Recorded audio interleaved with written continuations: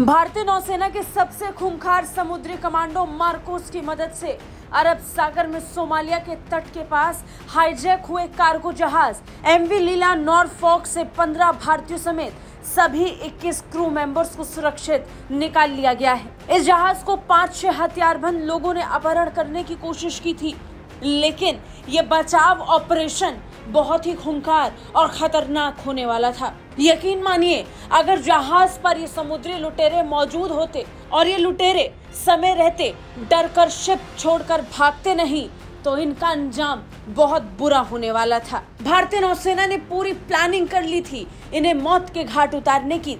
इसे लेकर एक वीडियो सामने आया। भारतीय नौसेना की तरफ से जारी किया गया ये वीडियो अपने आप में बताने के लिए काफी है कि सेना की तैयारी कितनी बड़ी थी। अदन की खाड़ी में हुए ऑपरेशन का एक वीडियो सामने आया, जिसमें भारतीय नौसेना के मरीन कमांडो मालवाहक जहाज पर ऑपरेशन के लिए घुसते हुए नजर आ रहे हैं। पूरे ऑपरेशन को खत्म भले ही मार्कोस कमांडो ने किया हो, लेकिन इसे सफल बनाने में निगरानी से लेकर एक्शन तक कई टीम्स की भूमिका थी। भारतीय नौसेना के जबरदस्त संपर्क ने इसे कामयाब बनाया।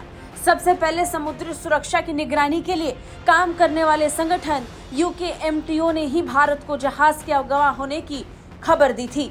चालक दल की ओर से भेजे गए संदेश में बताया गया कि जहाज पर 5 से 6 हथियारबंद लोग चढ़ गए हैं, जिसके बाद भारतीय नौसेना फौरन हरकत में आ गई।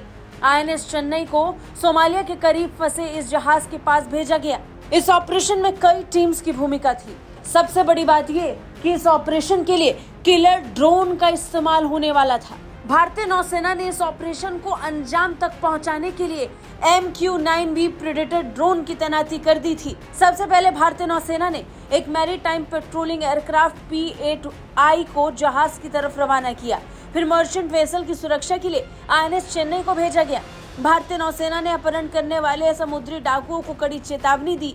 इसके बाद वो नौसेना कमांडो के पहुंचने से पहले ही जहाज को छोड़कर भाग गए। यहाँ गौर करने वाली बात यह है कि नौसेना लाइव फीड के जरिए मार्कोस कमांडो के इस रेस्क्यू ऑपरेशन की निगरानी कर रही थी। भारतीय नौसेना के अधिकारी नौसेना मुख्यालय से फोर्स के MQ-9B प्रेडेटर ड्रोन द्वारा भेजे गए फीड का उपयोग करके लाइव ऑपरेशन देख रहे थे। समुद्री डकैती की घटना की सूचना मिलने के तुरंत बाद ड्रोन को जहाज पर नजर रखने और संबंधित अधिकारियों को रियल टाइम की जानकारी प्रदान करने के लिए निर्देश दिया गया था।